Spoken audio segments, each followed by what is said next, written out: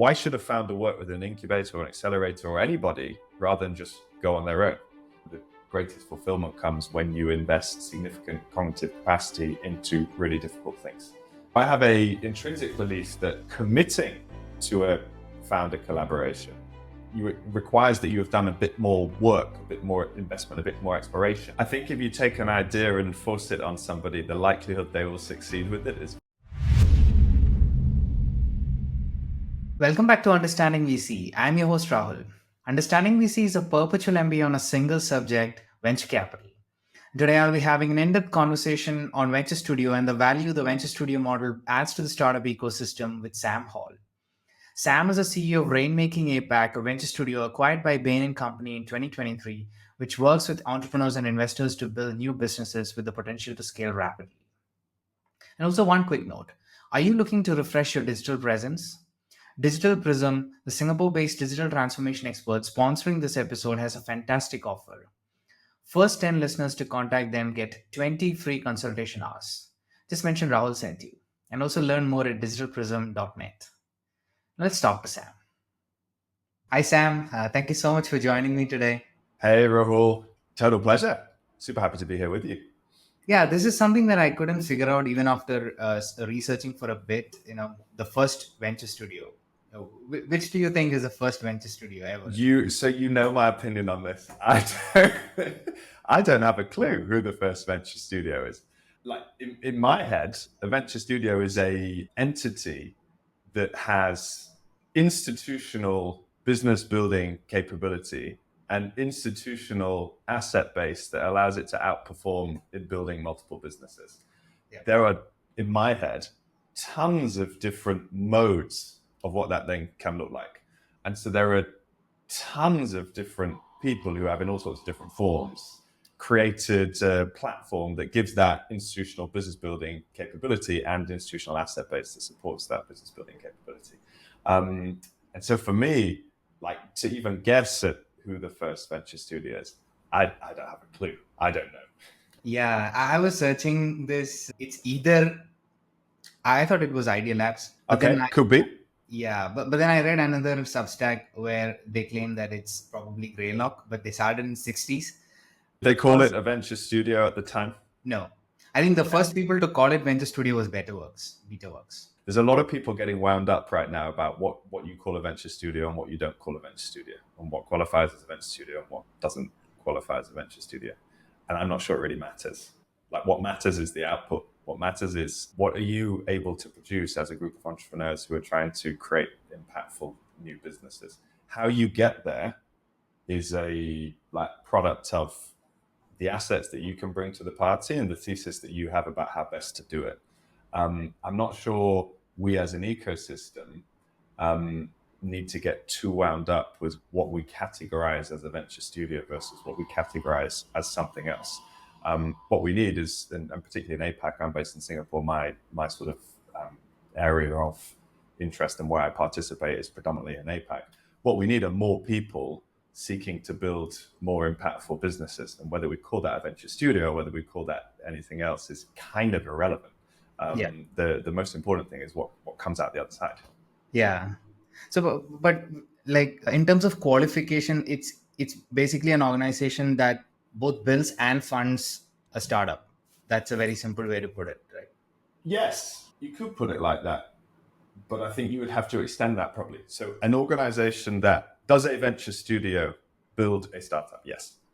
Does a venture studio fund a startup? Yes, in many cases. But you would also get a bunch of institutions that call themselves venture studios that don't necessarily themselves fund the startup. It goes further than that though, because it's not about building one startup. As a venture studio, you're seeking to build portfolio and you're seeking to build multiple startups at any point in time. And that drives then what your operating model looks like as distinct from a pair of entrepreneurs, i.e. if you and me decided, let's go and build a new company, we can be an institution together that builds a startup and funds a startup. But where you sort of start to step, I think, into venture studio territory is when you're trying to do that at scale, when you're trying to build portfolio as a whole, when you're trying to stay as co-founder through the multiple iterations of that company across its life cycle, then you start to look more like what I would consider to be a venture studio. So the institution stays on as like a co-founder, not just for the initial phases, but also when the company is scaling. Some do and some don't. So some venture studios would act. We're going to get tied up if we keep using the term. So some people will act as a early stage co-founder, and as a studio will partner usually with founders to build to investability, and to basically to build to whether that's a seed round, or maybe they will build to a pre-A, or maybe they will build to an A round. But in some cases, the studio is like really much an early stage validation engine or early stage launch engine, at which point the studio sort of sends the startup out into the world. And then you have founding team who will take that forward and try to grow and scale that. Some studios might act as co-founder for a longer period, or might act as almost like part-time co-founder for a longer period of time. That becomes really difficult then to run your studio platform to generate the volume of startups that you seek to generate to benefit from power law dynamics. Like a big part of the thesis around venture studios that you are building portfolio in the same way that the VC is building portfolio. If you are acting and operating as a co-founder for 2, 3, 4, 5 years, then the capacity that you need in your studio to be able to do that at scale is almost impossible to achieve. So in most cases, a studio will step out at some point in the early stage and will basically act as a early co-founder that either like steps away entirely or becomes a part-time or advisor-based type co-founder. Having said that, I believe at least that any studio with the potential to be impactful needs to offer its portfolio significant asset base long into the future, even if its people are not day-to-day 100% working on the venture like they might have been in the early months and early years. It's incredibly important that you're able to provide what I think of as like an OS or a platform that all of your ventures will benefit from long into the future. If you can't provide that, why should founders build ventures with you rather than building alone in the wild? Because ultimately they're giving equity away to a studio that's not going to power and expedite their growth long into the future. And I think it's important that we look at it from different perspectives. Like, what's the studio agenda here? Studio agenda is to build multiple impactful startups that can deliver significant equity upside. There can be all sorts of other agendas. That's one example. The agenda of a founder is to benefit from expertise and asset base that can de-risk the ability of that founder to get to value. So if you and me believe that the best way for us to get to a valuable startup is to build together and have nothing to do with the studio, then we should do that. But if we believe that there's a studio there that can empower us to go further faster, that can empower us to de-risk elements of our business, that can empower us to expedite the time taken to do A, B, and C, or to remove those things as a distraction entirely so that we can focus everything on the things that we're real specialist and good at, then that can be powerful for us, because that can allow us to get to value in 2 years rather than 4, or in 4 years rather than 8. And that's, of course, incredibly important, because a big part of the challenge of continuing to keep pace with the development of your startup is, or to drive pace of the development of your startup, a big part of the challenge is continued momentum, and how rapidly you can overcome all of the obstacles that fall across your path. You mentioned, studios step away after a while. Like sometimes it's just an advisory sort of role after a certain point.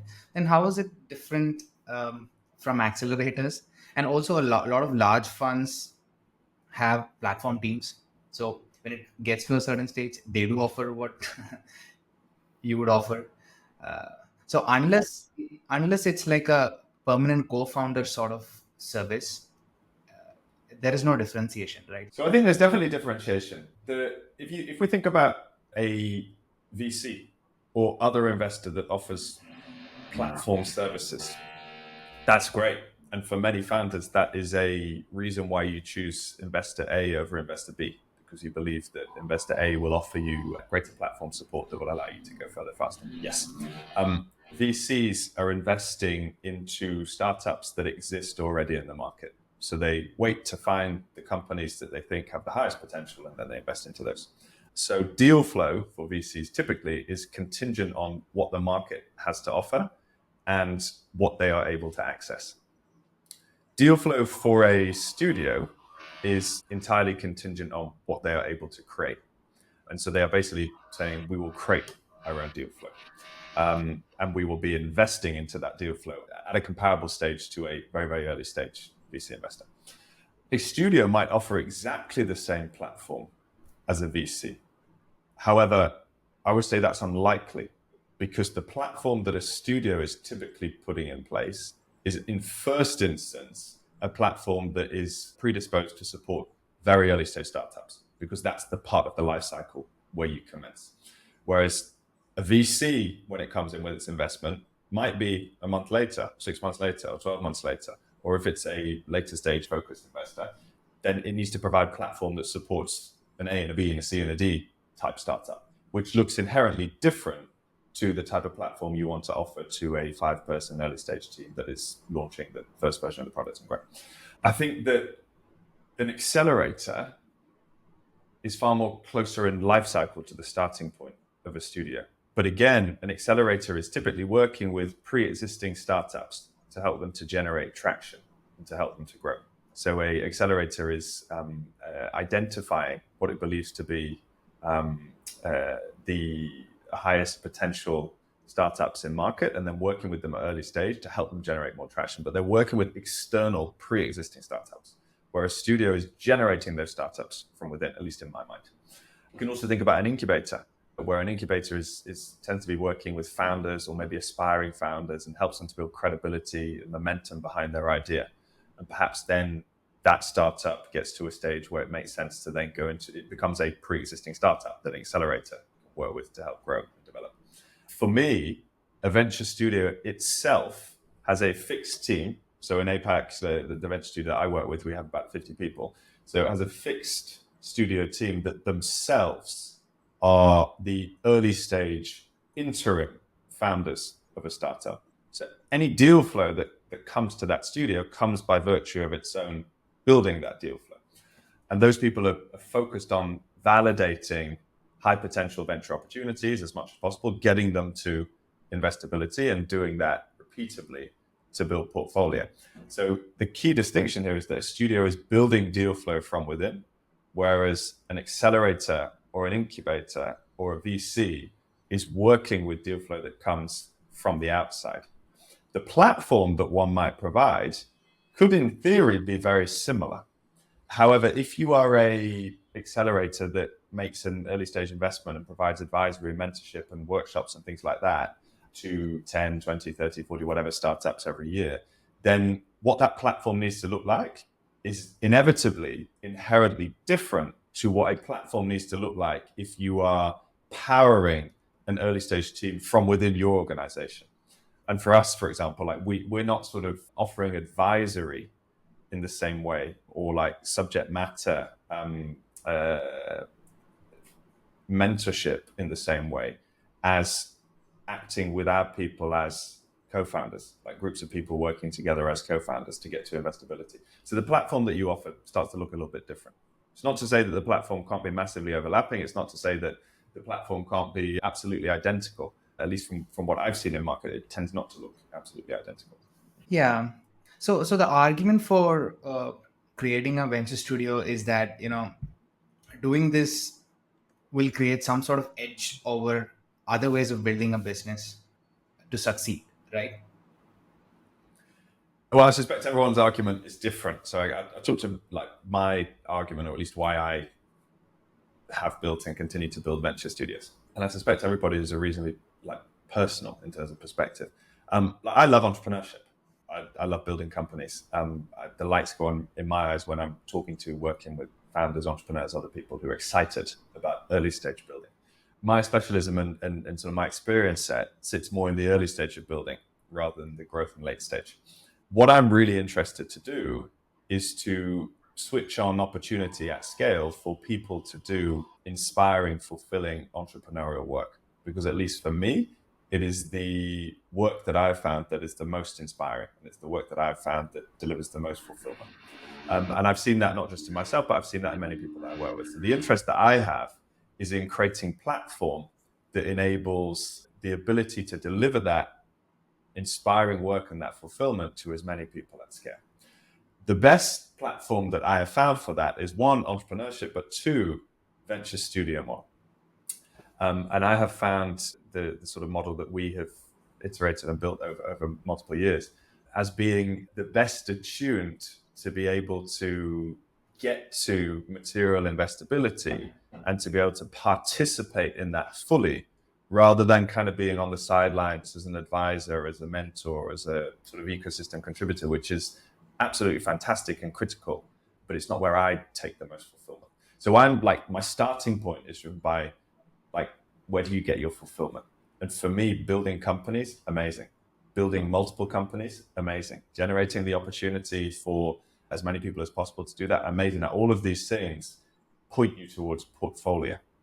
And what I believe really strongly is that if you build companies in venture studio format, and therefore you're building 2 or 4 or 8 or 20 every year, then the reps that you're getting allow you to, one, become a better company builder, two, become a better company builder in tandem with other people who are also becoming better company builders. So there's a massive compounding factor there. And three, significantly grow and evolve your asset base as is appropriate to be able to support company building. Because if you do it 20 times a year, then if startup A needs X and startup B also needs X, you start to put X in place. And by the time that you put these things in place, that allows you then to point them, deploy them to any startup that's coming through your studio. So my belief is that you get to a place by building a venture studio that, or at least me, that I get to a place where I can do work that is really, really fulfilling. And I can massively improve the probability that the entrepreneurs that I work with will be able to succeed. And that is like the key focus for me, to get people the opportunity to do entrepreneurial work with which they can succeed and make breakthroughs. At least in my life, I found that the greatest fulfillment comes when you invest significant cognitive capacity into really difficult things. And you do that with imaginative, intelligent, aspirational people. And even when you invest all of that effort and all of that cognitive capacity, and even when you work with great teams, if you're doing something that's hard, you don't necessarily succeed. So when you do make a breakthrough and manage to succeed with something, that for me is like the biggest rush of fulfillment that I've seen people enjoy professionally. And that's why I build Venture Studio. Now, other people will give you a different perspective, which is no lesser or better a perspective. It's just a different one. For example, I could have given you a very different answer where I say, well, the reason I do Venture Studio is that I think that we are more likely to deliver upsides through the work that we do by doing a Venture Studio. I believe that we are better positioned, and I do believe these things, but I believe that we are better positioned by building 100 ventures to generate equity upside or impact on society than if we build one venture, because power law. Same thesis around investing across a portfolio. I believe that if we build our deal flow and concentrate our capability with a particular focus and with a particular thesis, then that is better for us than relying on whatever might be available in market. But I am probably predisposed to sit in that space because of my background is early stage venture building, and that's like my sort of specialism and expertise. So I'm probably predisposed to be more excited about building deal flow. Yeah. You mentioned that your team is the source of the ideas to begin with. I have a problem with that. Don't you think, you should be, the people who should be working on the ideas should be like the most passionate and like obsessed with the ideas? So let's say you force an idea onto someone else. Uh, that's usually the way I think venture studios work. As in, like, you validate something and then you push it to a founder and then expect it to grow the thing. That mostly will not work, right? So there's also a different approach where investors have a thesis and they didn't find a company that's doing that, so they would find a management team to run it. So I think that such things would not work. You ideally want to somehow figure out a person who's already obsessed with this problem, and then maybe all the support really works. Would you agree? I think if you take an idea and force it on somebody, the likelihood they will succeed with it is I was going to say very low, and I think maybe the likelihood is zero. I don't think it's worth anyone's time to do that because the likelihood of success is so limited. I wouldn't advise that for any venture studio. but let's like get down to brass tacks. If you have come up with an idea that you then attempt to force onto somebody, if that person is a genuinely credible elite entrepreneurial type, there's no way they will let you force that. They will go and do something else. So that's not actually what happens. Like, you can't force an idea onto somebody.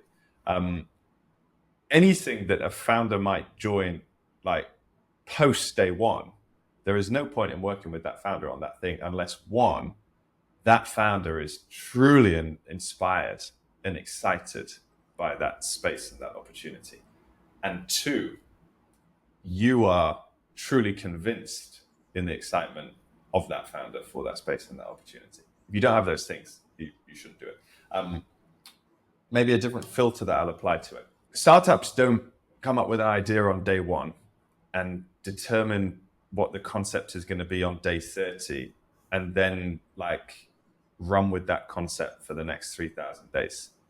Uncertainty is at its height in the early stage, and movement around a space and a like thesis around where value will sit in the first 30, 60, 90, 100, in the first couple of years is high. So investors often talk about, well, we're interested in finding solutions in spaces that we perceive to be valuable, where the emerging value is. We're also interested that space is sufficiently large to accommodate pivots. That, I think about it like that.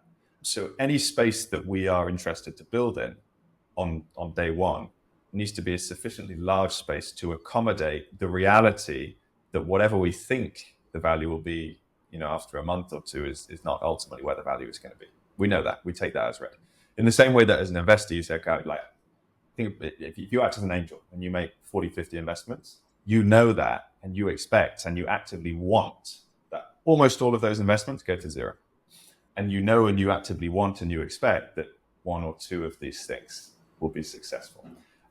In the same way, we know and we actively expect that, and we want that at the start of a process, the specific concepts that we might have in mind and be getting excited about is not ultimately going to be the thing that we're going to drive towards. What we care about is value in the pool. Like, is there sufficient value in this pool to accommodate movement? And so what we want to do is work with founders who are excited and inspired by that value space and acutely cognizant, as we think we are, that the belief we have today about where the value will sit, like, it will be astonishing if we have got that right at this early stage. And so we want people who are excited and inspired to build in a particular space and solve a particular problem, but exactly how we might solve that and exactly how that will end up looking, we don't want to be wedded to any belief there. And so back to your point, it's not necessarily the case that we're saying, hey, founder, here's a thing, build it. We're saying, we're really excited to build a company in X space because we've explored that space and we've built a bunch of investment confidence that there are valuable things to be built there. We now want to work with entrepreneurs who have a similar belief to us in that space, who get excited about the things that we have learned already and the validation that we have done, get excited about pursuing and leading a company in that space, and get excited about working with us to do that. That's the great fit, right? In the same way that, any individual in the wild looking for a co-founder, I think is looking for comparable things. Yeah. I think we're the same. Like, the way I think about Venture Studio, the way I think about the way that we work, we're a co-founder in partnership with entrepreneurs who are inspiring. Then I'll take it in a slightly different direction, if I may, which is, it's not necessarily the case that a venture studio is saying, here's an idea, let me go and get the founder and give the idea to them. In many scenarios, a venture studio is saying, are you a founder with a really exciting opportunity space that there might be value in the future? Come and talk to us. And let's see if we think mutually that's interesting and we should go and build something together.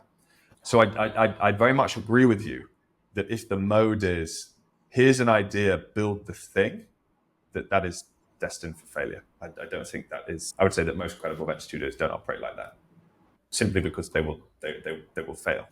Inbound, yes, I get it. Right, somebody who's obsessed about a space is working on it, and they come to you and say, would you be able to help me build this? Perfect. But the other scenario, right, where you as an investor see an opportunity in a space, or you have like an ideation sort of process, and then you create an in-house sort of idea, Like, then how do you find and assess a founder? Go out. So it's more like outbound. What is that process like? It's not easy to clearly understand the motivation of that person, right? If you do outbound. I personally, spend a bunch of my time at any point in time talking to founders, and they may be founders who are building their own companies in the wild.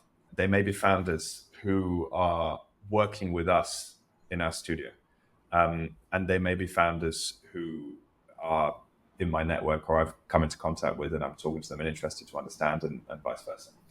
I think it's really important, but also, like I said earlier, like I find that really exciting. I find that interesting. I love talking to people about what they're building and why they're building it. Because of that, like I'm constantly in market, not in market, for who are interesting founders to build with, and who do I think has particularly interesting perspectives on different spaces, and who is likely to be a really great co-founder, and where do they want to build? Do we also want to build there? So might there be a possibility at some point in the future that we might want to build something together? And so that sort of like community network of founders that in theory we could build something with in the future continues to grow.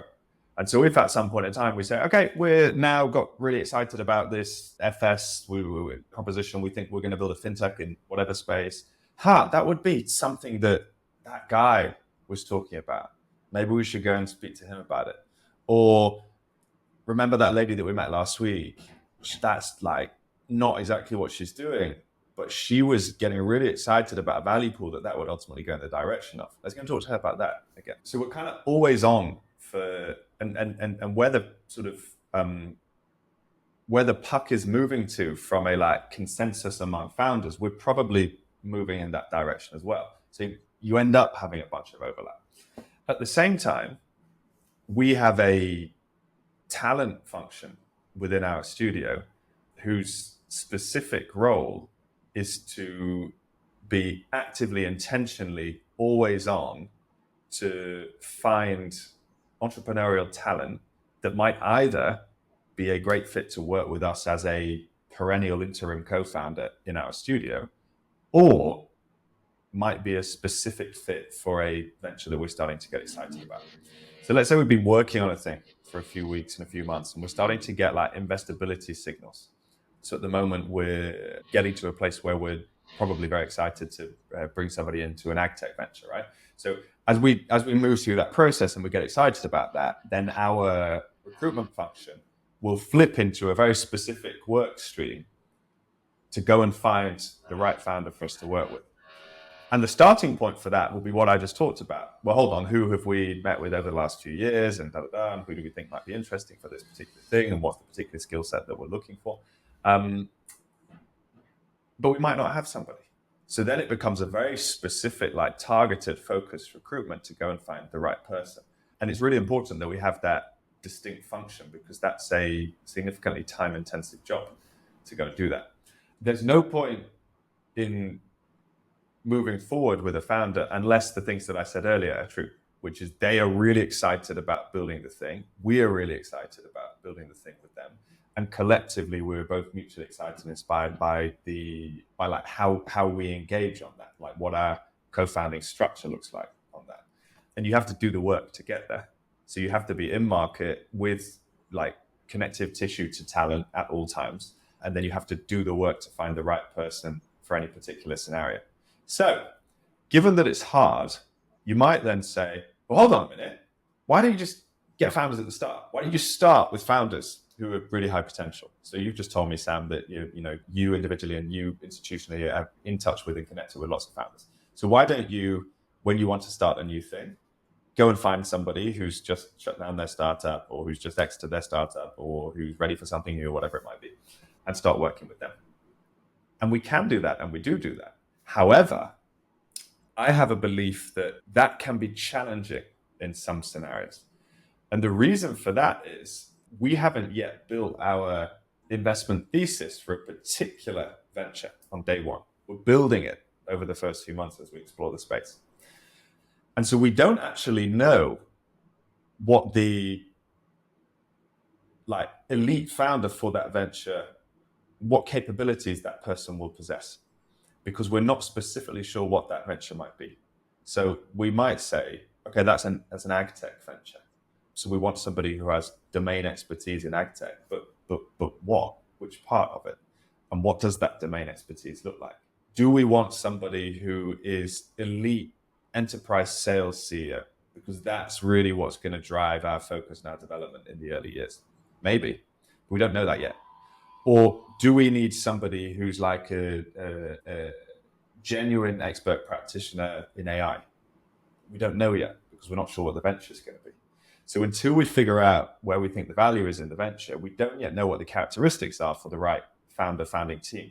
So if we commit to a person on day one, what we're then doing is setting an additional investability criteria. So let's say that person was an elite enterprise salesperson.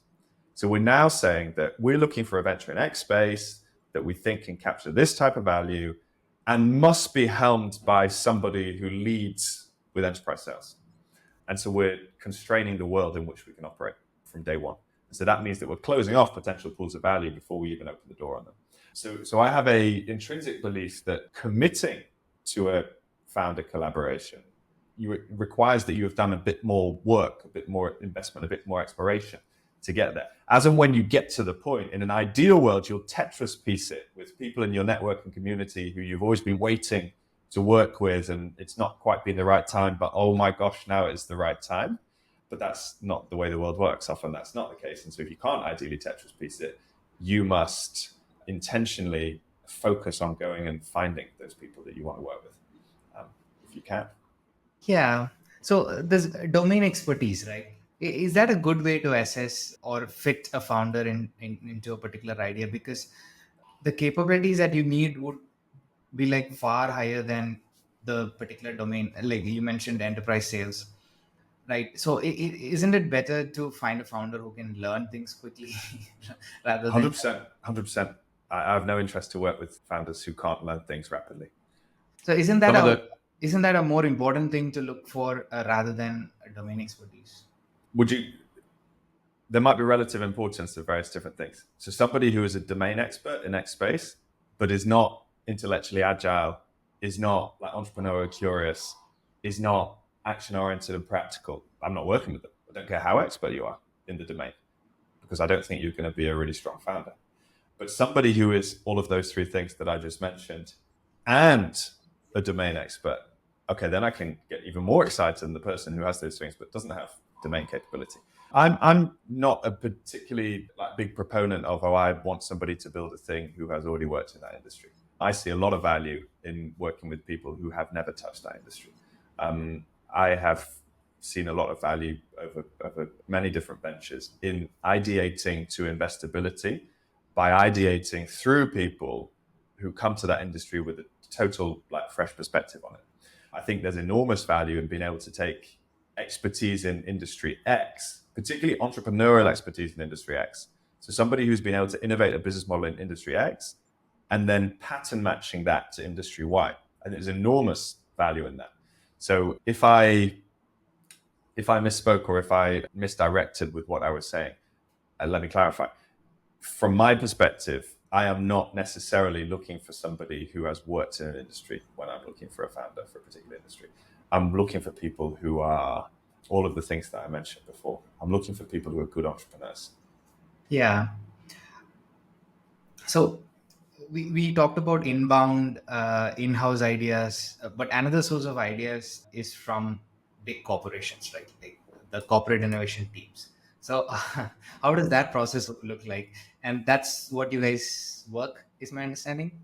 It might be that an idea comes from a corporate. So a corporate might come along to a venture studio, somebody like us or somebody else, and say, we want to build a company that looks like X. We don't think necessarily that we have the capability to do that. So we'd like to partner with you on that. Or we don't think that we have the ability to run the right governance structure for that. Maybe we think we have the capability, but we don't think we'll be able to structure that venture to give it the best chance of rapid growth as a startup. And so maybe you can warehouse some of that for us. But it's not always a specific idea. A corporate might say, we want to build ventures. So there's a spectrum of we believe we should be building new things, to we specifically want to build this thing or these two things or these three things. And a corporate could sit anywhere along that spectrum. I think it can be interesting to work with corporates to do that. The reason it can be interesting is corporates operate at scale with significant assets that they've developed as scale incumbents and that allow them to, in many cases, be somewhat protected in position in market. What those assets also allow them to do is to, if they are able to unlock those assets, to experiment more rapidly than you and me can do in the wild without access to any of those assets. As any entrepreneur knows, then the journey to get to investability and to grow, improve your startup and get its product market fit requires many, many, many experiments. You have a philosophy, you have a thesis, and you say, okay, what are the critical things that I must prove? Well, the most important one I must prove is this. Okay, what's the experiment that will allow me to prove that? If I can prove that, validate or invalidate that position, what's the next one? What's the next one? What's the next one?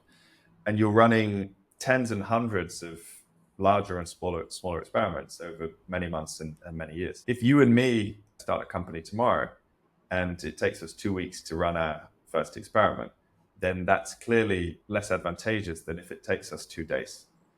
If we already have asset base at hand, we can run that experiment faster. We can probably run that experiment at greater volume. We can therefore get access to data faster, and we can probably get access to data at greater volume. And that data allows us to design the next experiment and move in the next direction. And that compounds over time. So if a startup is struggling for asset base to run its experiments, but a corporate has ready asset base that allows it to expedite time to data, then that also, with the compounding factor, massively expedites the time to investability. So what that means is the cost of getting to investment confidence in terms of time is significantly less. And then the cost, once you have something that is validated and that you believe in scaling, the cost of getting to scale in terms of time should be significantly less because you're able to deploy the distribution that corporates have at scale. Now, this thesis totally falls apart if you can't actually unlock those assets. So if you have a corporate that wants to build a venture and they want to build a venture in a space that is nothing to do with them, in a space in which they've never operated, in a space in which they have no network connectivity or expertise, then it becomes harder to see what the value of the collaboration is for an entrepreneur. So I think something that is important, like perspective, when building corporate venture studios, is to think about what is the proposition that you are bringing to the party. So if we wind back to an earlier conversation we were having, when you were saying, well, does the venture studio offer a platform that's any different from an incubator or from a VC? And the implicit thing there is, why should a founder work with a venture studio rather than a VC or rather with an incubator? And there's also another question, which is, why should a founder work with an incubator or an accelerator or anybody rather than just go on their own? And no founder should ever work with any collaborator unless there is genuine asset advantage to doing so. And the same is true for a corporate venture studio.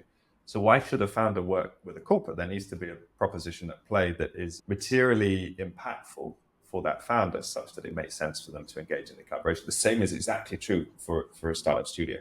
Like if you're building ventures within a studio construct, and if, at least as I would be interested to do, you are taking equity in those ventures alongside the founders, then the founder needs to have a compelling reason to work with the studio rather than to do it on their own.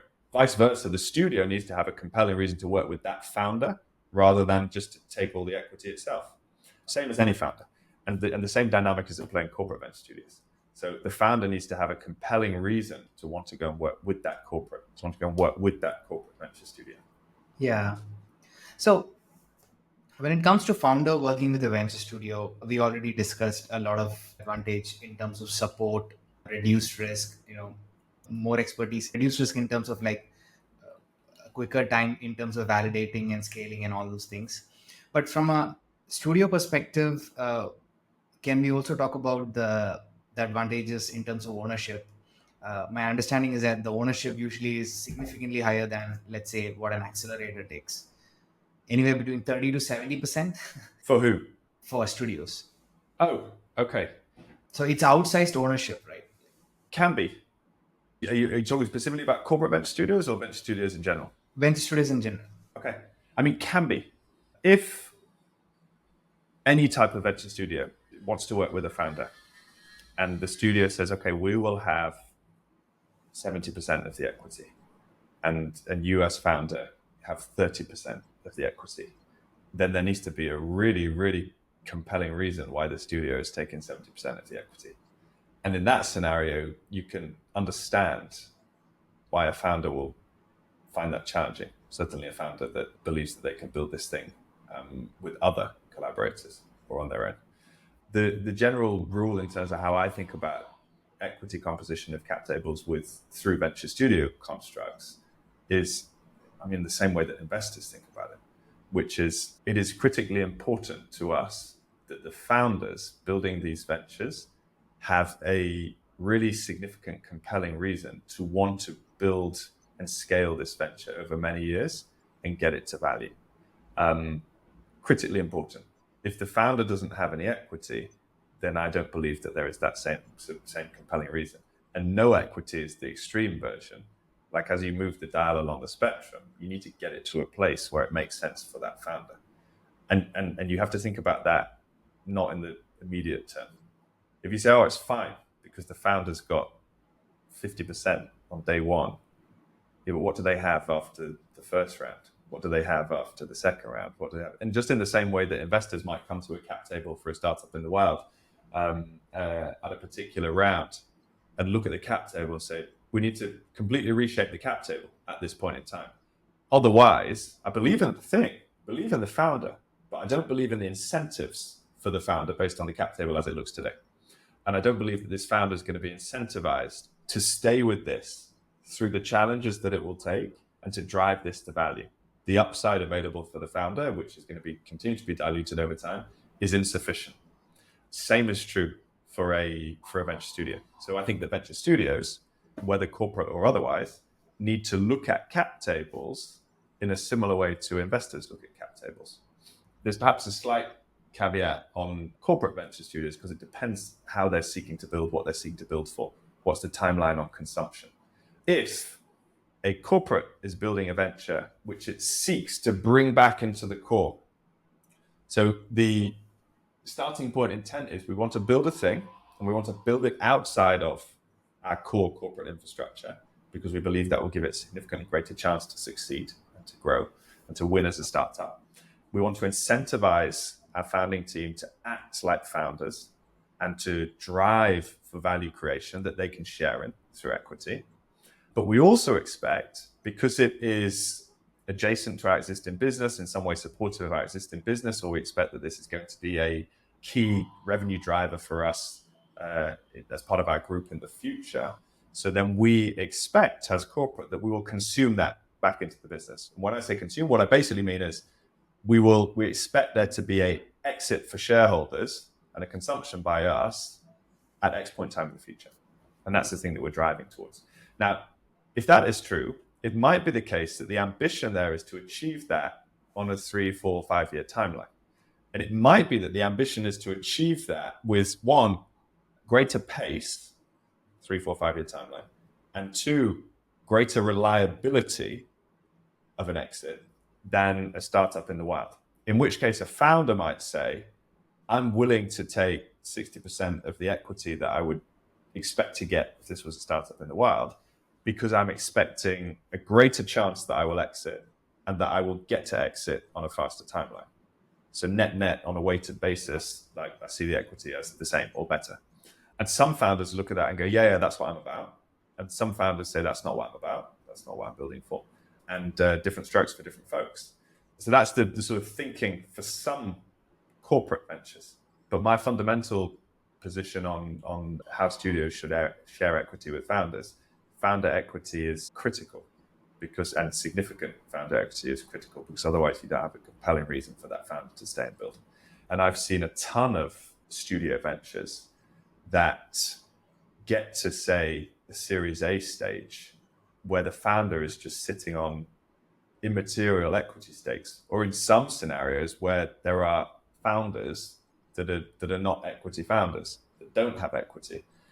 And you just can't raise investment for those things. understandably, because as an investor, would you invest into that? I wouldn't, because I'm investing into the key part of my investment is who is the founder and how they incentivize and inspire to build this over multiple years. Yeah, yeah. So, what do you think are some other challenges for venture studio? Obviously, you mentioned you have a 50% team. That is like an insane cost, right? Okay, well, you've telegraphed a challenge there. I think that it's a good one. I think it's a good one. Yes, so we have a not insignificant headcount for our studio in APAC. Headcount's costly. So the OPEX of running a studio at that scale is significantly greater than if we ran a studio with 5 people, whatever it might be. Is that a challenge? It's a challenge that you need to be able to provide for enduring OPEX coverage over multiple years. You don't get to value with what you're building as a studio in 12 months. So you need to be able to accommodate a team of whatever size you want to accommodate over multiple years. I think it's really important not to be frequently changing and shifting your team. I think it's really important that you have talented people, talented entrepreneurs who also have tenure and experience working together. I think elite teams become elite teams and strengthen their ability to collectively work together and generate, the compounding benefits of experience together by working together over time. So I think that's really important. And so yes, there is a significant OPEX challenge for studios. So what does that mean in terms of what's the so what of the challenge to studio? We got paid for it. There's also one other thing, right? Like when you're starting out with this concept, it might be harder to convince, let's say, your LPs. For sure. I mean, at the moment in this part of the world, to my knowledge, there are not an enormous number of investable LP-backed venture studios. I think that globally, that number is, in my view, globally relatively small. That number, I believe, will continue to grow in the coming years, and I think there will be significant proliferation of studios in coming years. However, the vast majority of studios that are popping up tend to cover the cost of their OPEX by generating revenues somewhere else. So they deploy the team that they have, the asset base that they have, to generate revenues through non-building ventures sources of income. Because we're not at a point in time yet where there is sufficient credibility in the studio ecosystem for studios to be able to command significant LP interest and investment.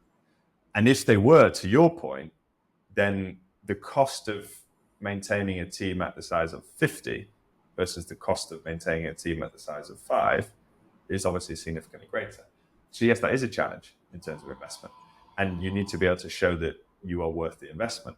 So you need to, but the way it looks for studios is you must build your reputation, you must build your portfolio over time. And because we're talking about startups, you don't really build a portfolio that you can really point to with any level of pride in 6 months or 9 months or 12 months. It takes a bit longer because you should be expecting as well that X number of the things that you work on in any 12-month period you kill and you don't fund and you don't launch. So there is a challenge there. I think it is critically important for the ecosystem that we see significantly more investable studios. I'll explain why.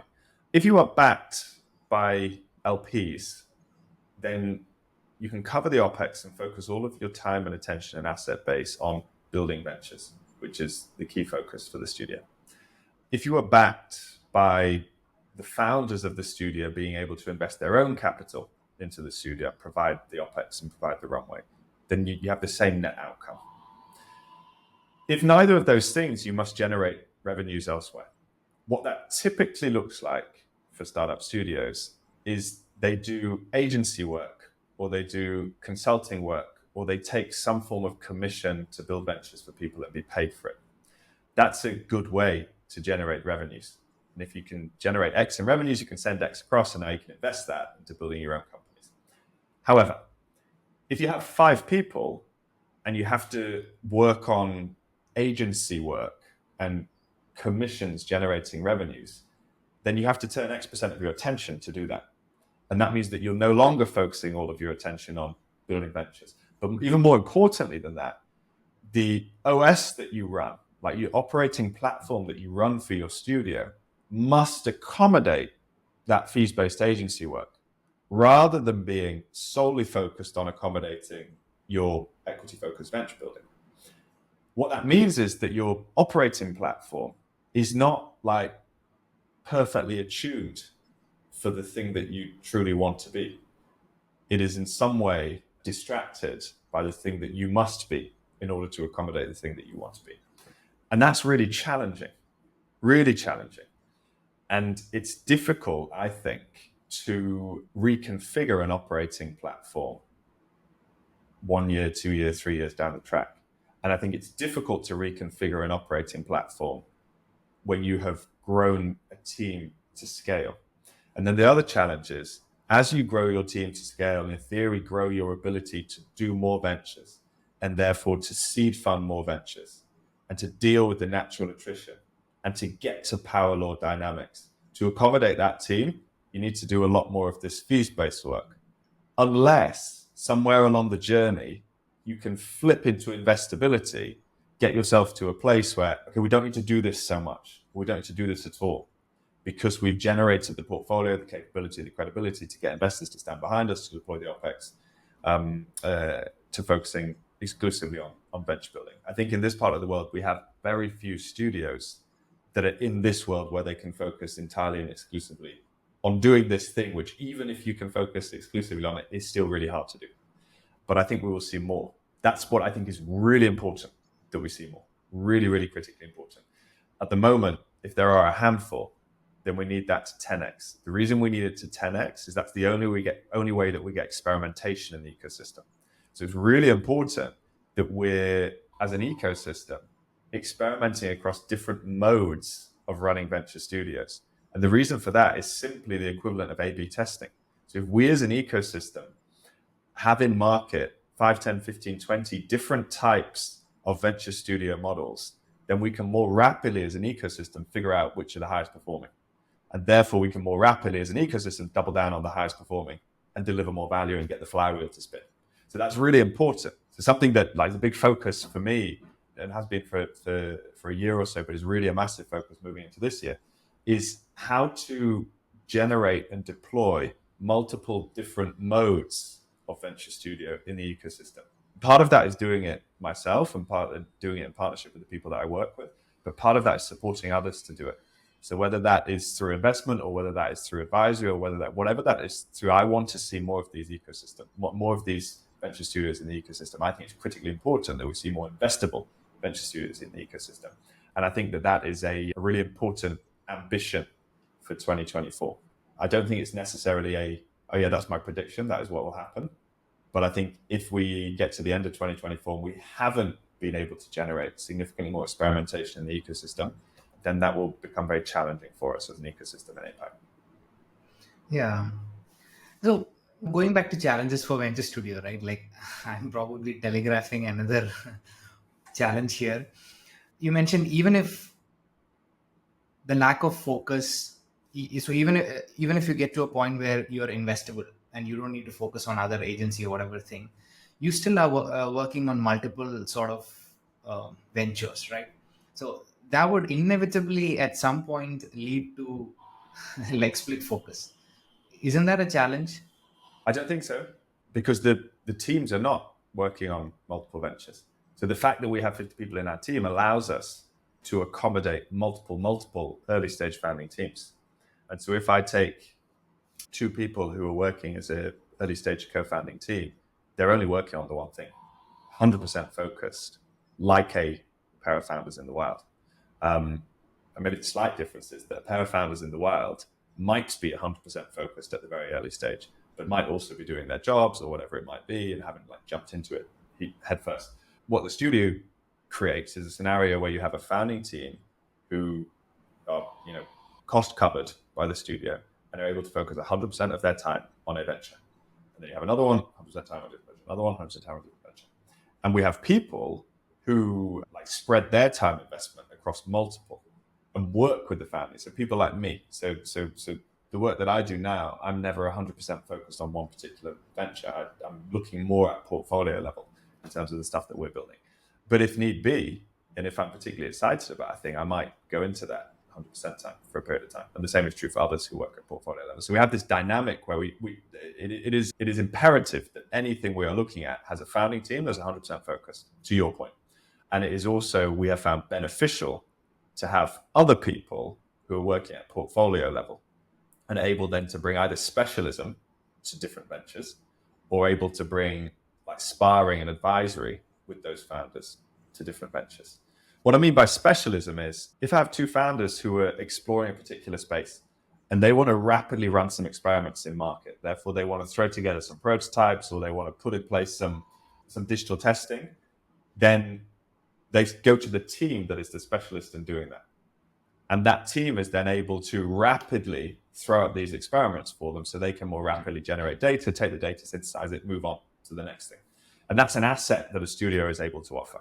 So if any of our founders are in a point in time where they're building partnerships or they need to do anything around like regulatory or legal, then they can go to the bench, which is that specific function, and have that dealt with. So they, as the founders, need to be on top of that, but they don't need to be necessarily as deeply invested from a time perspective as if they were doing that in the wild. And I think that is the platform that is really important to be able to build for a studio. Yeah, I was just thinking about that. I think that designing and operating a platform that does all this becomes the best sort of effort to like value. I think that's right. My belief is if you build an elite venture studio platform, that becomes an OS that you can deploy to different studios. So that's the focus for the past few years has been that. And so where we have now been able to get to is that we are able to deploy the platform that we have, the Venture Studio OS, for different modes of studio.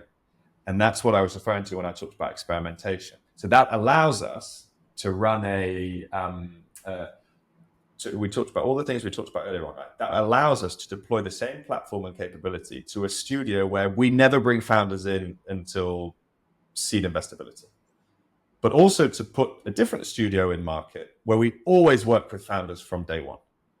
And to put a different studio in market where we are specifically focused on financial services and nothing else. Or to put another studio in market where we are working exclusively with one corporate partner to build 10, 15, 20 ventures with them. And many, many different modes. There's 4 examples, but many different modes. And that OS that we've been able to build sits as the platform that underpins the operation of all of these studios. So that's the really powerful thing, because then we get the learnings on all of these different modes of operation. And that tells us where is the value going to sit in venture studios moving forward, which is the thing that's most exciting to me. Because if I go back to the thing I said right at the start, I do this work because I believe it gives me the best way to provide inspiring, fulfilling work for the largest number of people. So what's exciting for me is to get to incredibly sophisticated venture studio structures that can be deployable at scale. We're not yet at, as an ecosystem, incredibly sophisticated.